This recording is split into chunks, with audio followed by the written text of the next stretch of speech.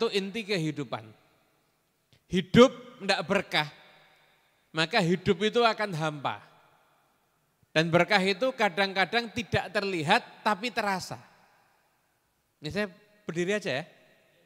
Ben ketok ngajini tenanan ya. Saya kata Beb Novel jarang datang, sekali ngisi duduk ya. Jadi berkah itu kadang tidak terlihat tapi terasa. Rekening isinya nggak nambah. Tapi kok hidupnya semakin enak. Beli apa-apa bisa. Piknik kemana-mana juga bisa. Itu yang namanya berkah. Jadi berkah itu kadang tidak terlihat tapi berkah itu terasa. Itu namanya berkah. Lah orang itu kalau kepengen dapat berkah, maka dia harus mendekat ke sumber-sumber barokah.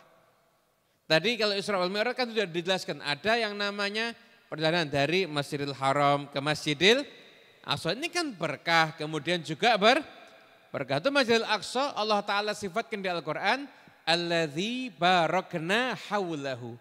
Tempat yang kami berkahi di sekelilingnya. Kira-kira ada berkah apa di Masjidil Aqsa? Lah kita nggak bisa ngira-ngira. Tapi kalau kita mau memahami Al-Quran, itu kita harus melalui jalur. Jalurnya gimana? Jalurnya para ahli tafsir. Imam Qurtubi itu ketika mensifatkan alladzi barakna haulahu, menafsirkan ayat itu, kata beliau, yang pertama berkah yang ada di Masjidil Aqsa itu dikarenakan karena wilayahnya itu subur. Pohon-pohonnya subur, rindang, kemudian juga ada sungai-sungai yang mengalir. Karena itu disebut tempat yang berkah. Kemudian pendapat yang kedua di tafsir Al-Qurtubi, tempat itu berkahnya bukan sesuatu yang sifatnya nampak zahir, tapi ada keberkahan batin. Keberkahan batinnya di situ karena Masjidil Aqsa banyak makamnya anbiya wal ulama wal aulia. Banyak makamnya nabi, banyak makamnya ulama dan juga banyak makamnya para wali. Jadi tempat yang di situ ada makamnya orang yang dimuliakan sama Allah Ta'ala, maka tempat itu menjadi tempat yang berkah. Orang itu suruh mendekat ke tempat-tempat yang penuh berkah. Makanya Imam Ibn Hibban, karena pernah mungkin dapat share-sharean HR Ibn Hibban, ya kan? Pernah dapat share-sharean gitu? Pernah kan? Kan biasa, kan kita kan lebih sering baca WA daripada baca Quran. Jujur, betul apa enggak? Nah, ya betul, kayak yang lagi ngomong gitu. Itu Imam Ibn Hibban. Imam Ibn Hibban itu kira-kira beliau itu sampai jadi muhadits. Berarti hafal hadis Nabi banyak apa dikit? Banyak, bukan 100, 200, mungkin ribuan, bahkan puluhan ribu, bahkan mungkin ratusan ribu. Ini Imam Ibn Hibban, beliau punya kitab judulnya Ats-Tsiqat. Artinya apa? Orang-orang yang terpercaya. Jadi riwayat hadisnya ini, kalau melalui orang-orang ini orang-orang yang terpercaya. Itu di situ beliau, kalau mensifatkan nih orang-orang saleh, beliau sering menyebutkan kuburnya di sini dan kuburnya dikenal waqad zurtuhu miraron. Saya sudah berziarah berkali-kali. Jadi Imam Ibn Hibban itu hobinya ziarah kubur.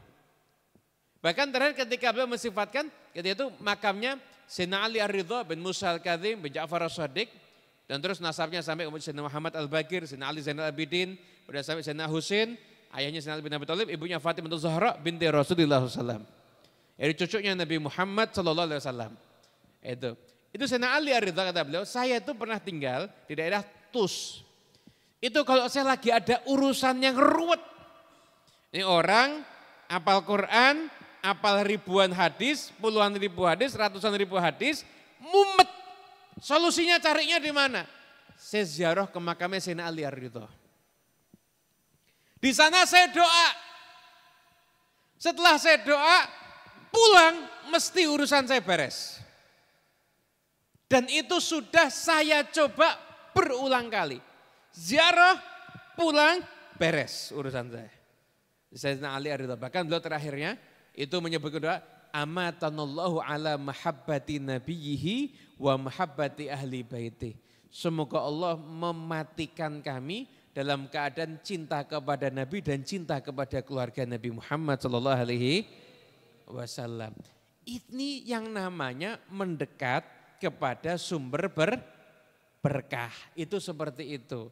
Lah berkah itu ada berkah pada zat manusia, ada berkah pada tempat, ada berkah kepada waktu, ada berkah pada ucapan, ada berkah di dalam rumah tangga, ada berkah di dalam kehidupan. Yang berkah itu sangat banyak sekali. Kenapa orang jenengan kalau sholat isya bagusnya di rumah apa di masjid?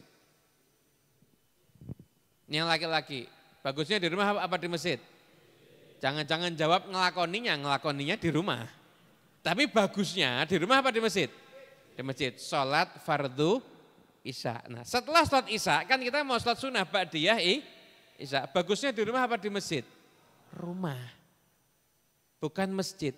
Kenapa? Biar rumahnya berkah. Kenapa kok rumahnya berkah? Karena dipakai juga untuk ibadah sholat. Begitu, jadi rumah itu juga diupayakan biar rumah itu jadi berkah. Itu yang namanya mendekat kepada sumber-sumber barokah lah.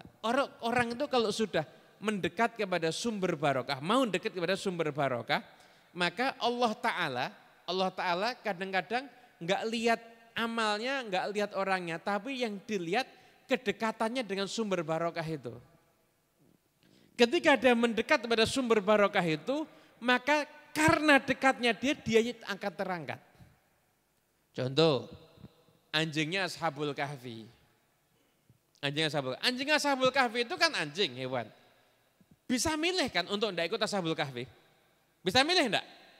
Ya, tapi anjing itu dengan nalurinya memilih untuk mengikuti Ashabul Kahfi. Akhirnya Ashabul Kahfi dapat satu karomah, mereka ditidurkan selama 300 tahun lebih, anjingnya juga ikut tidur 300 tahun lebih.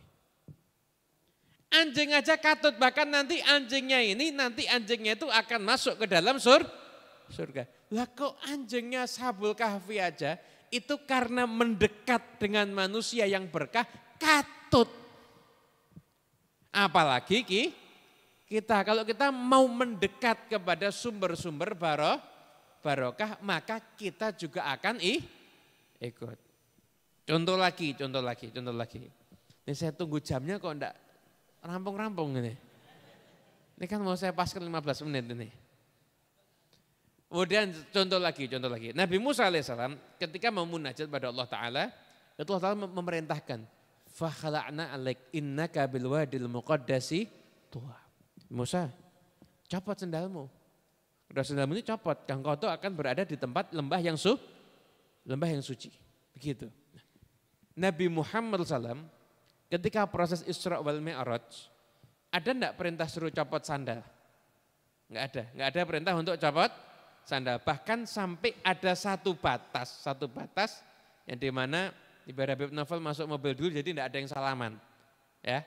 Kita doakan semoga perjalanannya lancar insya Allah, diberkahi Allah Ta'ala, pulang pergi, insya Allah selamat, sehat walafiat, bawa berkah, kita insya Allah bisa nyusul insya Allah. Amin, yang aminnya keras cepat nyusulnya insya Allah.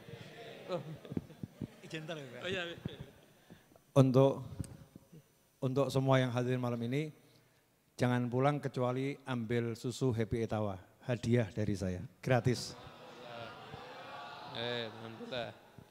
Kalau yang hadir ambil susunya, kalau saya dapat kambingnya insya Allah.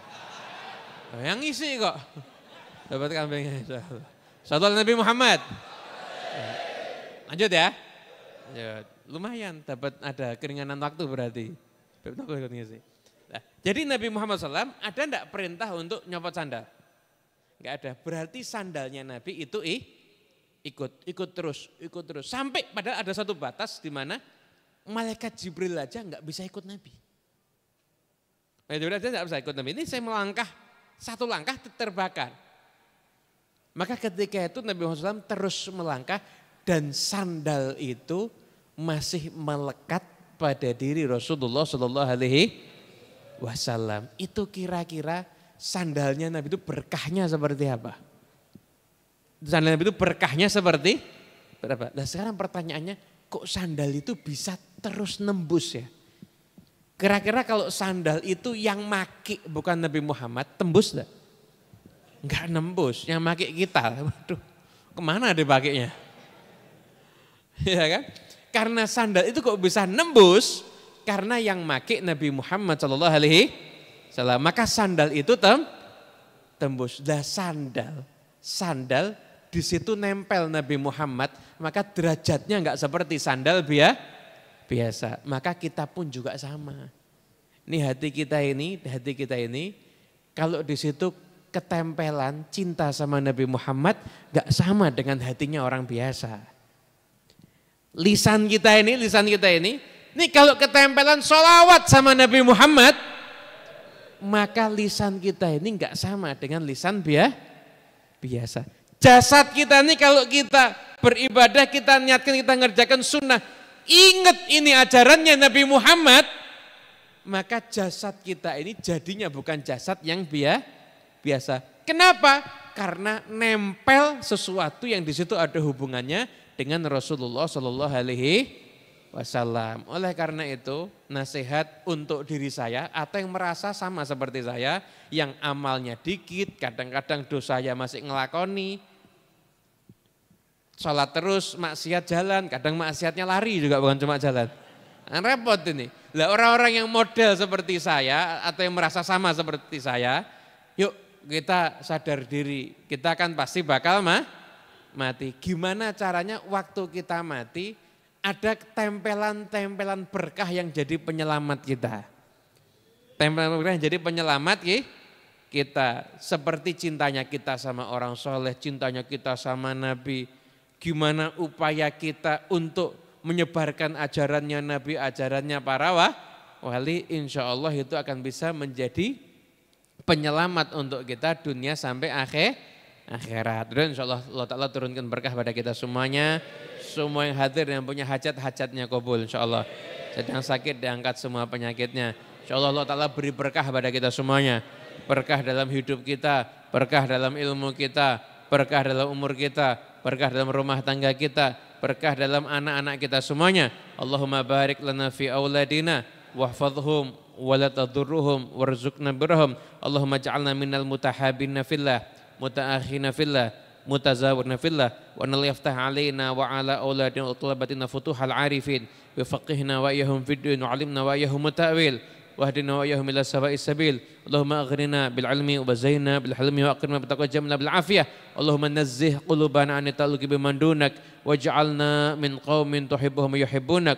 Allahumma aslihin niyyah wa dhurriyyah waj'alil hajat kullaha maqdiyah diniyah wa dunyawiyah wal ukhrawiyah bijahi khairil bariyah wa sallallahu ala sayyidina Muhammadin sallallahu alaihi wasallam wa habibuna Ali wa habibuna Anis bimithli hadhihi da'wat wal munasabat wa ila hadratin Nabi Muhammad sallallahu alaihi wasallam. Al-Fatihah.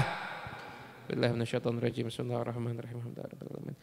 Maliki yaumiddin. Iyyaka na'budu wa iyyaka nasta'in. Ihdinas siratal mustaqim. Siratal ladzina an'amta 'alaihim ghairil maghdubi 'alaihim waladdallin. Amin.